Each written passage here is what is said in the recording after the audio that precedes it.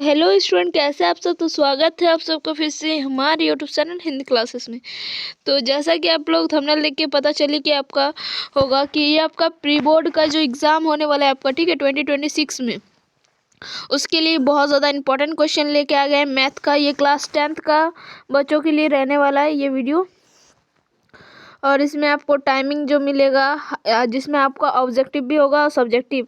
जो आपका 1.5 घंटा आपका ऑब्जेक्टिव होगा और फिर 1.5 घंटा जो होगा आपका सब्जेक्टिव होगा। इस टाइप से आपका फाइनल बोर्ड एग्ज़ाम होता है, ठीक है। तो आज हम खाली ऑब्जेक्टिव का देखेंगे, ठीक है। तो चलिए देखते हैं किस प्रकार से क्वेश्चन और किसको किस तरह से सॉल्व करना है। ये जो एक क्वेश्चन है यहाँ से आना तय है, हर साल आता है तो इस साल भी आएगा। चाहे ये अंक चेंज हो सकता है, ठीक है, ये जो संख्या दिया है ये चेंज हो सकता है, लेकिन इस टाइप का क्वेश्चन आएगा कि अभाज्य गुणनखंड निकालना है। तो अभाज्य गुणनखंड निकालना सीख लीजिए। 2 से इसको भाग दीजिएगा तो 70 बार में, फिर 2 से भाग दीजिएगा 35 बार में, फिर ये तो 35 तो 2 से भाग नहीं जाते तो इसको 5 से देंगे और 7 एकम 7 एक आ गया। अब इसको लिखेंगे 2 इंटू 2 इंटू 5 इंटू 7। अब 2 इंटू 2 को हम क्या लिख सकते हैं, 2 स्क्वायर इंटू 5 इंटू 7। कौन सा ऑप्शन में दिख रहा है? Option number A. 2 2 है इसीलिए 2 का स्क्वायर, ठीक है। तो ऑप्शन नंबर ए जो हो जाएगा आपका करेक्ट। फिर क्या हो रहा है, y इक्वल टू क्या है, पी एक्स का ग्राफ दिया गया है, ठीक है। यहाँ पर दिखाते हैं ग्राफ भी, ये रहा, जिसमें क्या हो रहा है, बहुपद पी एक्स का शून्यांक की संख्या। पी एक्स का शून्यांक मतलब पी एक्सिस में जो है ये जो इसका शून्यांक, शून्यांक मतलब ये जितना बार कटेगा वो उसका शून्यांक है। तो ये इस तरह से एक बार यहाँ काट रहा है, एक बार यहाँ। तो पी एक्स बराबर क्या होगा, शून्यांक की संख्या कितना है, 2, एक यहाँ एक यहाँ, तो 2। इसका ऑप्शन नंबर 2 जो हो जाए करेक्ट। और ये जो ऑप्शन मारा हुआ है टिक, ठीक है, वो सब जरूरी नहीं है कि सारे ही सही होंगे। अब क्या बोल रहे, बहुपद एक्स स्क्वायर माइनस 3 का शून्यांक निकालना है। चलिए, एक्स स्क्वायर का शून्यांक निकालना है, ये आपका है। इसको इक्वल टू करेंगे पहले 0 के, X square minus 3x equal to 0। तो अगर हम 3x माइनस 3 जो 3 है उसको इधर ले जाएंगे तो +3 हो जाएगा। तो एक्स स्क्वायर क्या हो जाएगा, +3। अब इस ये को अगर हम स्क्वायर में है तो स्क्वायर को अगर हटाएंगे तो इसके ऊपर क्या आएगा, रूट आएगा। तो x इक्वल टू क्या आ जाएगा, √3 और प्लस माइनस, एक प्लस में √3 एक माइनस में। तो x का 2 वैल्यू आएगा, एक प्लस √3 और दूसरा आ जाएगा माइनस √3। तो कौन सा ऑप्शन में दिख रहा है, एक प्लस √3 और एक माइनस √3, ऑप्शन नंबर सी, 3 जो हो जाएगा करेक्ट हो जाएगा। निम्नलिखित में कौन सा द्विघात समीकरण है, इसमें आपको देख के बताना है कि कौन सा द्विघात समीकरण। द्विघात समीकरण में क्या होना चाहिए, एक्स स्क्वायर होना चाहिए साफ सुथरा। अब देखिए किस में एक्स स्क्वायर बच रहा है, किस में नहीं बच रहा है, ये देखने की बात है ना। और एक ही एक्स स्क्वायर होना चाहिए। तो इसको अगर सॉल्व करने जाइएगा, सॉरी, इसको अगर आप सॉल्व करते हैं, एक्स स्क्वायर माइनस 5, यहाँ पर a माइनस बी का होल स्क्वायर लगेगा तो क्या होगा, ए स्क्वायर माइनस 2ab, मतलब 2ab माने 2x। b का तो 1 है, 1 के साथ किसका भी गिनटू करो वही है, और 1 का square, a square minus 2ab plus b square. अब इधर उधर इसको करते चलिए, एक्स स्क्वायर, इस एक्स स्क्वायर को इधर लाएंगे ब्रैकेट के तो माइनस एक्स स्क्वायर, एक तो 5 है ये है, फिर ये माइनस में इधर आएगा तो प्लस 2x, फिर -5 और -1 इक्वल टू 0। इसको सॉल्व कीजिए कितना आता देखते हैं। एक एक्स, 2x स्क्वायर में से एक एक्स स्क्वायर चल गया तो एक्स स्क्वायर बचा प्लस 2x बचा, और यहाँ पर -5 था और एक -1 आ गया तो -6 बराबर 0। ये आपका है। तो ये द्विघात समीकरण है, जबकि यहाँ पर एक्स स्क्वायर है, इधर भी एक्स स्क्वायर। अब इसको कीजिएगा जब तो इधर भी एक्स स्क्वायर आ जाएगा, तो ये कट जाएगा एक दूसरे से, ठीक है, इस तरह से। तो ऑप्शन नंबर ए ही जो हो जाएगा आपका करेक्ट हो जाएगा। अब देखिए क्या बोल रहा है, समीकरण युग्म दिया है a1x plus b1y plus c1 equal to 0, and दूसरा क्या है आपका समीकरण, a2x plus b2y plus c2 equal to 0 का कोई हल नहीं होगा यदि, कब बोल रहे कोई हल, अगर एक हल होता, अगर केवल एक हल, ठीक, जिसमें एक हल हो, उसके लिए जो समीकरण रहता है वो क्या होता है, एक a1/a2 नॉट इक्वल टू हो जाता है b1/b2।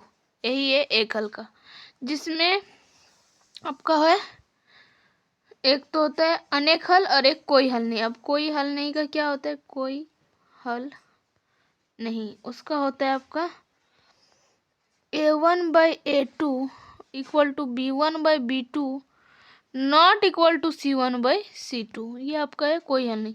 और जिसमें अनेक हल हो, अनेक हल, एक से ज़्यादा हल हो, ठीक है, उसका जो होता है a1/a2 बराबर b1/b2 बराबर हो जाता है इसमें c1/c2 के, ठीक है। तो कोई जिसमें ये वाला जो हल है उसमें क्या हो जाएगा, अनेक हल का,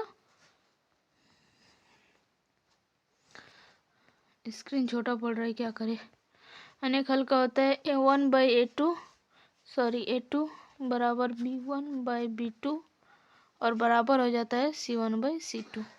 जब तीनों बराबर होगा, तीनों का रेशियो, तब वो जो हो जाएगा अनेक हल। तो इसका कोई हल नहीं पूछा है, जिसमें कोई हल ना हो तो इसका ऑप्शन नंबर सी जो हो जाए करेक्ट हो जाएगी। ये एक हल के लिए है, ठीक है, तो गलत है ऊपर वाला आंसर। तो इसका करेक्ट आंसर क्या हो जाएगा, सी। अब क्या बोल रहे हैं, 12, 15 और 21 का लॉसो है, मतलब इसका एलसीएम निकालने बोल रहे हैं। तीनों का पहले अलग अलग एलसीएम निकाली, 12, 15 और 21। 12 का एलसीएम निकालिए, 2 छक 12, 2 3 छक, फिर 15, 3 5 15, 5 एकम 5, 21 का 3 7 21, 7 एकम 7। अगर इसका HCF पूछता क्या होता है तो 3 होता है HCF। जो कॉमन है उसको एक ही बार लिखना है। तो यहाँ पर अब एलसीएम में सबको लिखना है, लेकिन जो कॉमन है उसको सिर्फ एक बार लिखना है। तो 2 × 2 और 3 को एक ही बार लिखेंगे, क्योंकि ये सब में है इसीलिए कॉमन है, तो एक ही बार 3 लिखेंगे। देन उसके बाद 5 और एक एक्स्ट्रा में क्या था 7, इसको इंटू कीजिए, 2 2 जा 4, 4 3 जा 12, 12 5 जा 60 और 67 जा, ठीक है, तो 420, क्योंकि 7 छक 42 और 1 0। तो कौन सा ऑप्शन हो जाएगा, ऑप्शन नंबर 2, क्योंकि 420। अब HCF वो है जो कॉमन होगा दोनों में, उसी को HCF पर एलसीएम में गुना करेंगे सबके साथ। तो इसको पहले 2 5 10, 5 एकम 5, 5 5 25, 5 एकम 5। तो इसका कॉमन क्या है जो दोनों में है, वो 5 है। तो इसका HCF क्या हो जाएगा, 5। और अगर इसका एलसीएम निकालने बोलता है तो क्या करते, 2 × 5, 5 क्योंकि दोनों में तो एक ही बार लिखेंगे, 2 × 5 × 5, ठीक है। इस तरह से इसका HCF हो जाता है। नेक्स्ट क्वेश्चन की ओर बढ़ते हैं।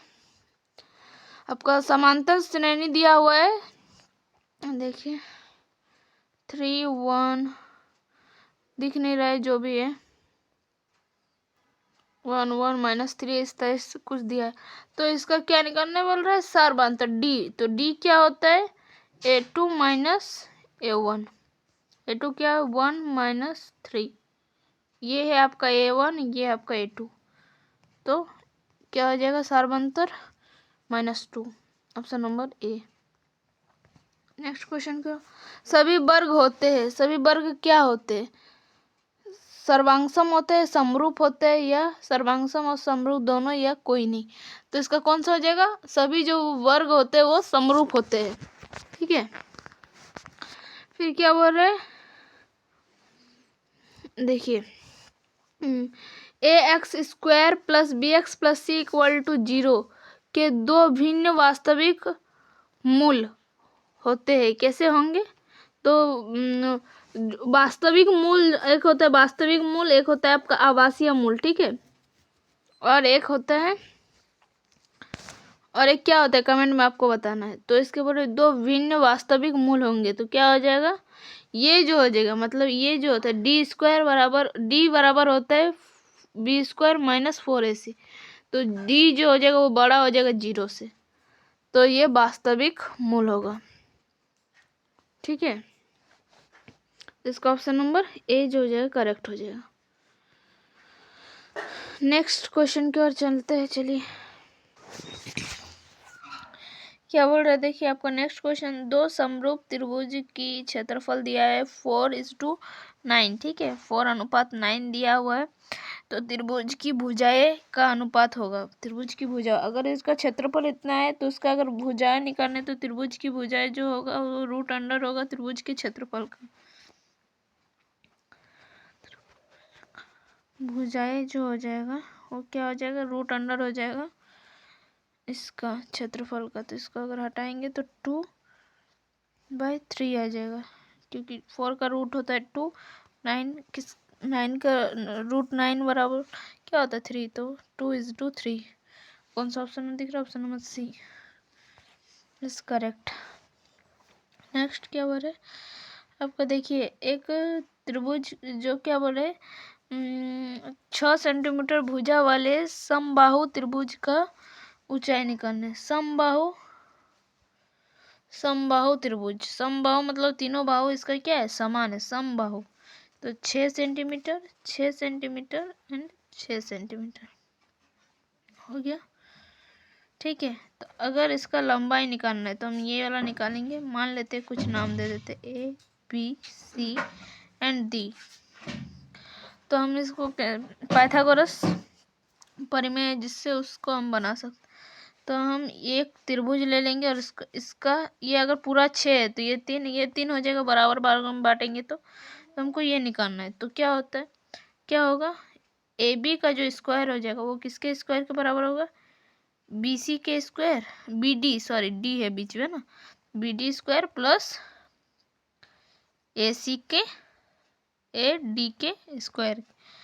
तो बी डी ए बी का स्क्वायर कितना है 6 बराबर बी डी कितना है 3 का स्क्वायर बराबर प्लस है ए डी का स्क्वायर। इधर से इधर आ जाएगा ये, तो यहाँ करते हैं 6 स्क्वायर माइनस 3 स्क्वायर, इधर आ गया, इधर प्लस में था इधर आ गया, यहाँ पर बचा ए डी स्क्वायर, मतलब 36 माइनस 9 गया तो बचा 27।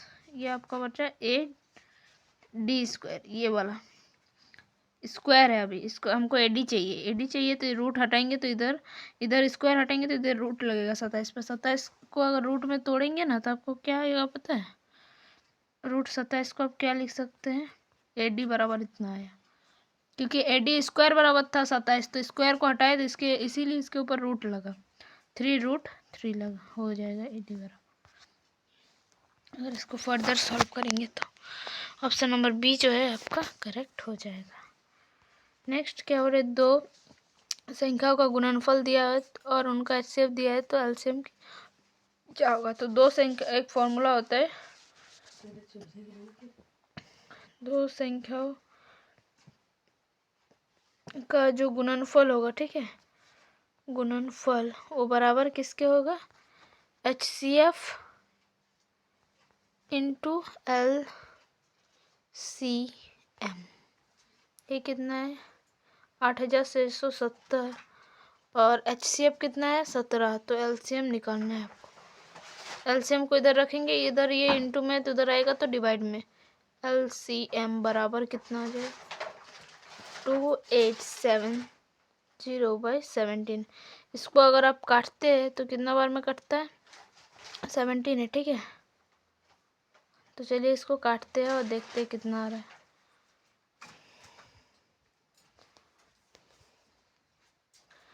तो इसका कौन सा हो जाएगा आंसर, ट्राई कीजिए कौन सा आने का चांस है। 17 का टेबल पढ़िए, 17 5 जा कितना होता है, अगर 17 5 जा हो जाएगा आपका 65, सॉरी क्या बोले हम, क्या बोले किसका, तो 17 5 है ना,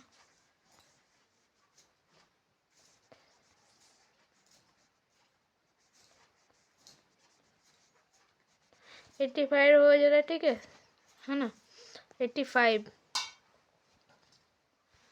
और फिर इधर एक बचा तो 17 1 जा 17, फिर एक 0, तो ये 510 में आ रहा है, ठीक है, यही वाला आंसर सही है। देखिए हम भाग देके देख लिए, 17 वन 17, ये 17 5 जाता है 85, 85 तो एक बच गया तो 17, 17 एक कम 17 और 0 एक एक्स्ट्रा था वो दे दिए, तो ऑप्शन नंबर 4 जो है करेक्ट हो जाए। सबसे छोटी अभाज्य संख्या और सबसे छोटी भाज्य संख्या का गुणनफल। सबसे छोटी आपका अभाज्य संख्या, पहले अभाज्य संख्या क्या होता है, सबसे छोटी, तो वो 2 हो जाएगी, ठीक है, सबसे छोटी अभाज्य संख्या 2, और सबसे छोटी भाज्य संख्या तो वो हो जाएगी 4, उसका गुणनफल तो 2 × 4 बराबर 8। ऑप्शन नंबर कौन सा है, सी जो है करेक्ट। क्या बोले, द्विघात बहुपदों के द्विघात बहुपदों के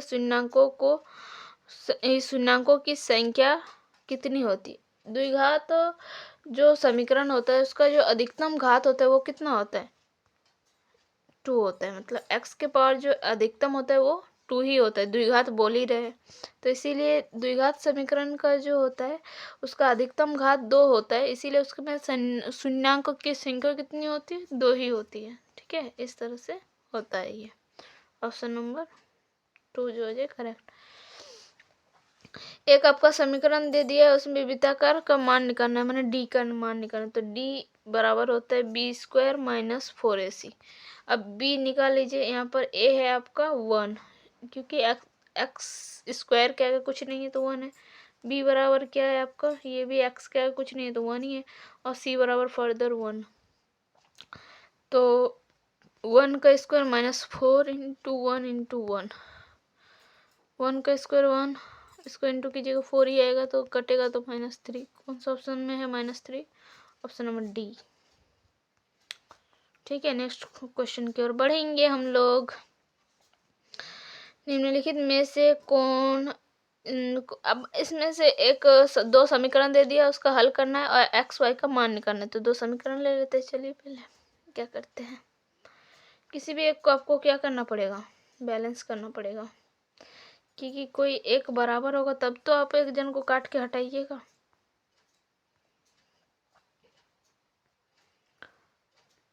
फोर वाई = 10 और इधर आपका 0 है ना, चलिए निकालते हैं।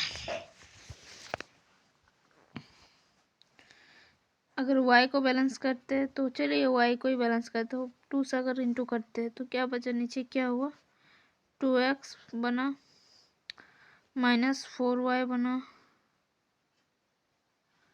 नहीं x को हम लोग करते बैलेंस, ठीक है, x को बैलेंस करते, तो x को बैलेंस करेंगे तो इस सब को x को बैलेंस करना, तो x के आगे इसके आगे क्या लगा है 3, तो इधर भी हमको सबके आगे 3 लगाना, तो 3x हो गया, -6y हो जाएगा, क्योंकि 3 × 2 हो जाएगा, तो 6 = 0, 0 के साथ 3 को इंटू करेंगे तो वही होगा, और ये तो वही था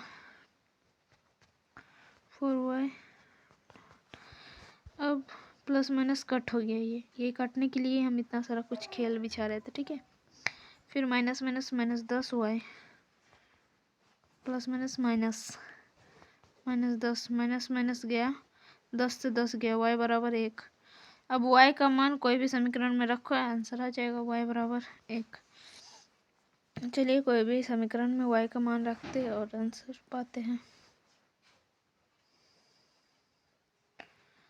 x - 2y = 0, x बराबर है 2 × 1,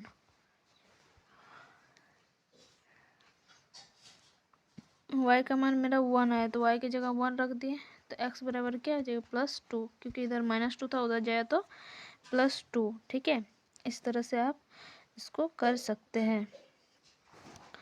तो चलिए हम लोग नेक्स्ट क्वेश्चन की ओर बढ़ेंगे। तो कौन सा ऑप्शन दिख रहा है सही, x बराबर आया +2 और y बराबर 1, तो ऑप्शन नंबर फर्स्ट ही सही है। वृत्त की कितनी स्पर्श रेखाएं हो सकती है, एक वृत्त में अनंत स्पर्श रेखाएं हो सकती है, क्योंकि एक वृत्त में कितना तुम उसको, मतलब क्या होता है, इसको तुम कहीं से भी काट सकते हो वृत्त में, ठीक है, तो इसीलिए इसमें जो स्पर्श रेखाएं होती है वो अनंत होती है। अब बोल रहे मूल बिंदु का निर्देशांक होता है, मूल बिंदु जहाँ पर एक्स एक्स जो एक्स आपका ये होता है लाइन एंड वाई लाइन जो होता है दोनों ही, ये इसको बोलते हैं आप मूल बिंदु। तो ये इसमें दोनों ही जीरो होता है, एक्स भी जीरो एंड वाई भी जीरो। जिसको क्या बोलते हैं, coordinates of origin, X zero and Y zero. Option number D हो जाए करेक्ट हो जाएगा। नेक्स्ट क्वेश्चन बोल रहे हैं, अब कोई बिंदु दिया है जिसमें एक्स जो है वो 2 है, पहला वाला एक्स होता है, दूसरा वाला वाई होता है। तो एक्स जो है 2 है एंड वाई जो है 5 है। का एक्स अक्ष की दूरी क्या है? तो एक्स अक्ष की दूरी क्या हो जाएगी, जो वाई का मान जो हो जाएगा ना वही वो एक्स अक्ष की दूरी हो जाएगी। तो एक्स अक्ष की दूरी क्या हो जाएगी, तो वाई का मान क्या है 5। तो वही बोले हम, जो एक्स अक्ष की दूरी क्या होगी, बराबर हो जाएगी वाई का मान जितना है। तो एक्स अक्ष की दूरी क्या हो जाएगी, वाई का मान 5 है तो 5। तो इसका ऑप्शन नंबर सी जो हो जाएगा करेक्ट हो जाएगा 3 नंबर। अब क्या बोल रहा है, आर दे दिए, त्रिज्या कितना दिया है आपका,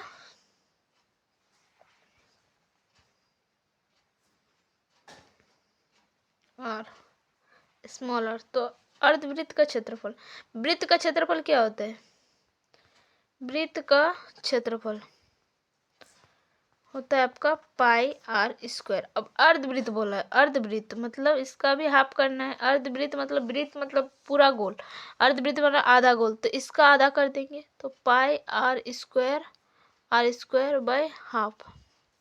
हाफ पाई आर स्क्वायर कौन सा ऑप्शन में दिख रहा है, half pi r square, option b अर्धवृत्त का क्षेत्रफल पूछे। ठीक है, नेक्स्ट क्वेश्चन की बात चलते हैं हम लोग। मूल बिंदु से बिंदु इतना की दूरी सूत्र होता है। मूल बिंदु क्या होता है अब बता चुके हम, कोऑर्डिनेट्स ऑफ ओरिजिन जिसको 0 0 है। मूल बिंदु ये है आपका, और दूसरा दूरी क्या है, ए बराबर दिया है आपका -6 एंड 8। इसका फॉर्मूला होता है x square minus x2 minus x1 का square plus y2 minus y1 का स्क्वायर। तो जितना x1 y1 ये सब तो 0 है, ये सब है x1 और y1, ये है आपका x2 y2। ठीक है, तो x2 कितना है -6 और इधर 0 प्लस 8 y2 आपका 8 है और इधर 0 का स्क्वायर, फिर वही अब -6 का स्क्वायर करेंगे तो इसका अगर स्क्वायर करने जाइए तो 36 प्लस 8 का स्क्वायर 64, इसको जोड़िए 10 रूट 100 किसका होता है, तो 10 का, वही ना। तो इसका कौन सा जो ऑप्शन नंबर 10 जो हो जाएगा, मैंने ऑप्शन नंबर जो है आपका 4 करेक्ट हो जाएगा।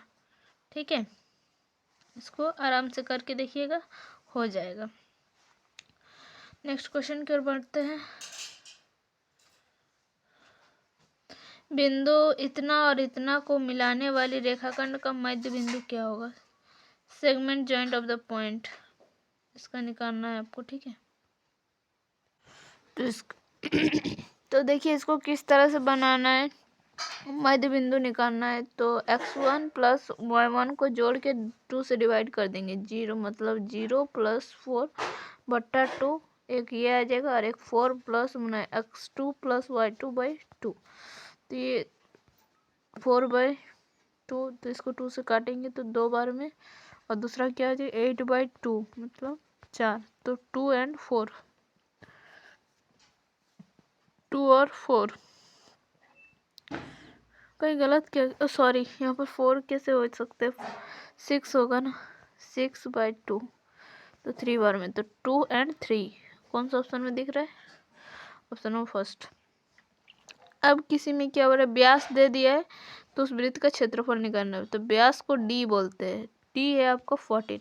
तो त्रिज्या निकालने के लिए क्या करते हैं, d/2 मतलब 14/2, तो बराबर 7 हो जाएगा, 7 सेंटीमीटर। ठीक है, अब वृत्त का क्षेत्रफल क्या होता है, पाई आर स्क्वायर।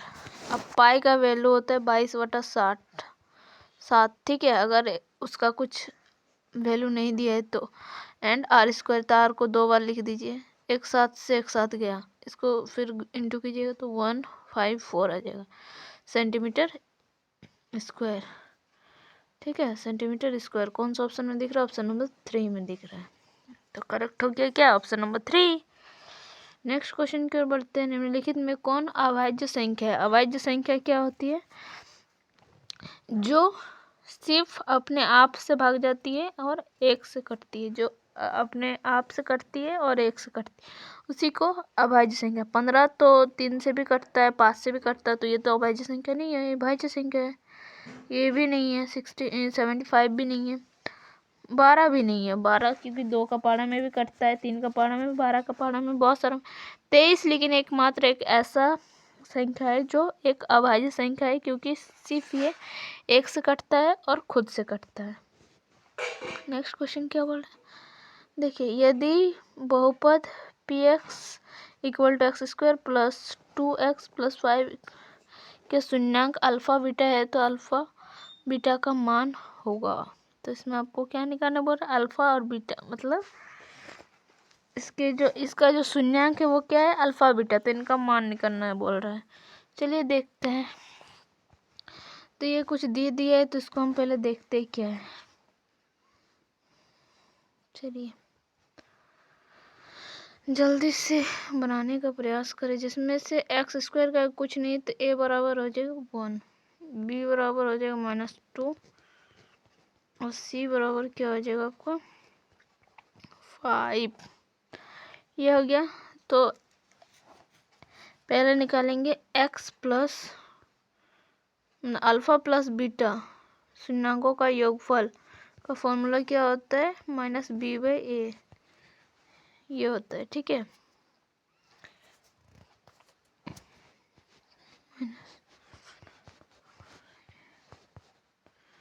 तो 2 अल्फा प्लस बीटा बराबर हो गया 2। अब चलिए अल्फा प्लस बीटा आ गया मेरा 2, क्योंकि हमको अलग अलग अल्फा और बीटा का मान चाहिए। अब इसको गुना करके देखते क्या आता है।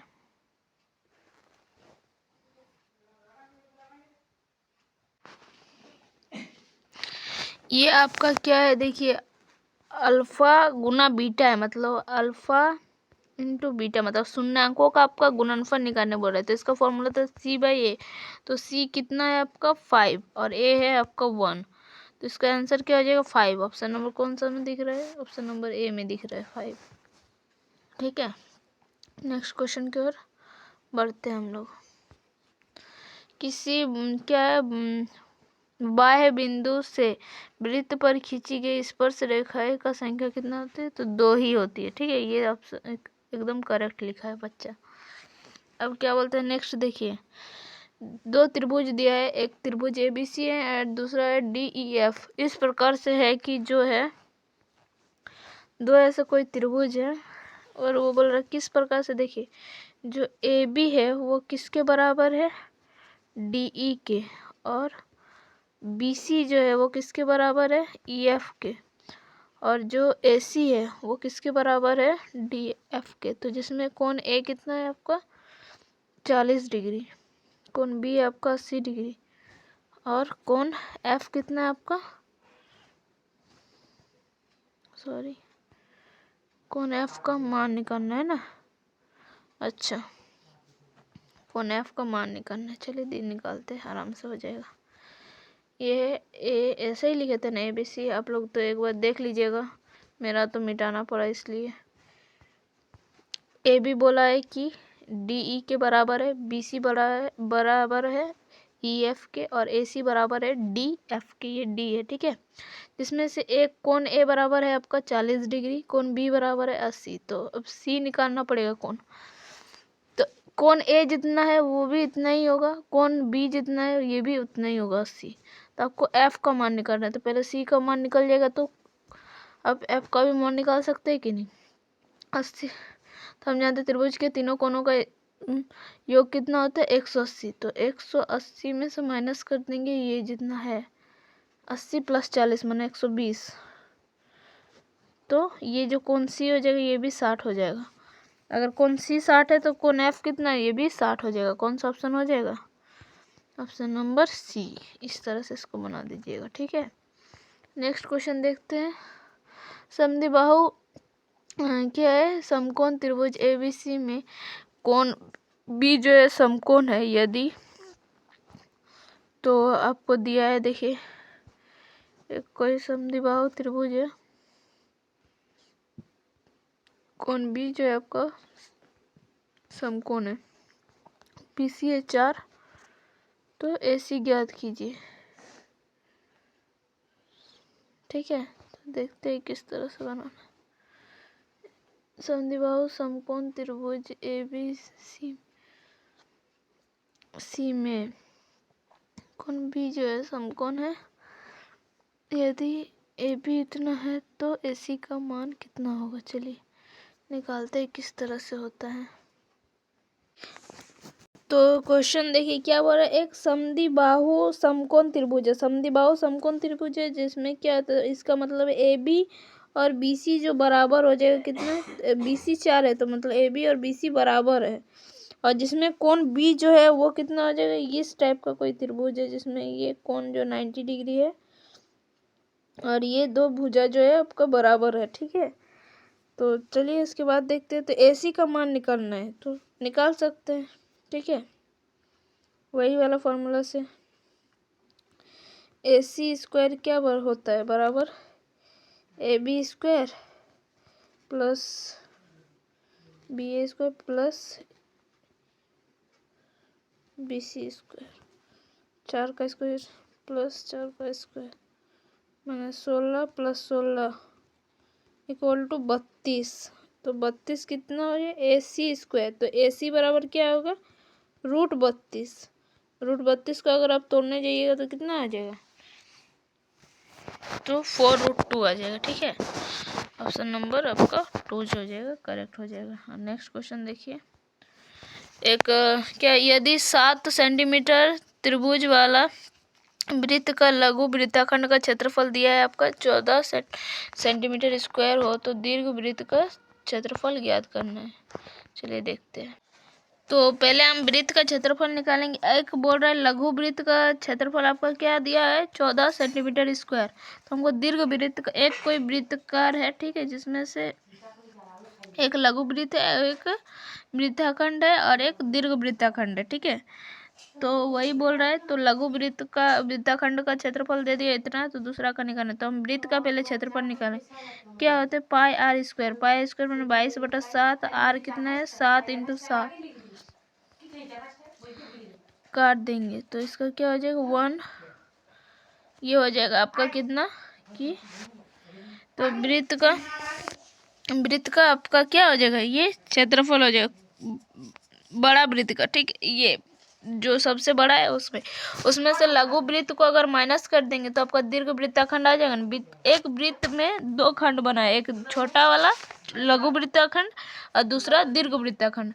तो टोटल वृत्ताखंड इतना है, टोटल वृत्ताखंड का क्षेत्रफल है 154। तो आपको क्या है, दीर्घ वृत्ताखंड का क्षेत्रफल निकालना है। तो दीर्घ वृत्ताखंड का क्षेत्रफल क्या हो जाएगा, छोटे को माइनस कर देंगे, जो बचेगा वही निकल जाएगा। तो इसको 14 माइनस करेंगे तो कितना हो जाएगा 140 सेंटीमीटर स्क्वायर। तो ऑप्शन नंबर ए में आ जाएगा 140 सेंटीमीटर स्क्वायर। ठीक है, तो ये 3 क्वेश्चन हो गया, 30 क्वेश्चन कर दिए। तो बस आज के लिए इतना, फिर मिलते हैं नेक्स्ट वीडियो में। तब तक के लिए बाय बाय, टेक केयर, जय हिंद, वंदे मातरम, और स्वस्थ रहिए और पढ़ते रहिए। धन्यवाद।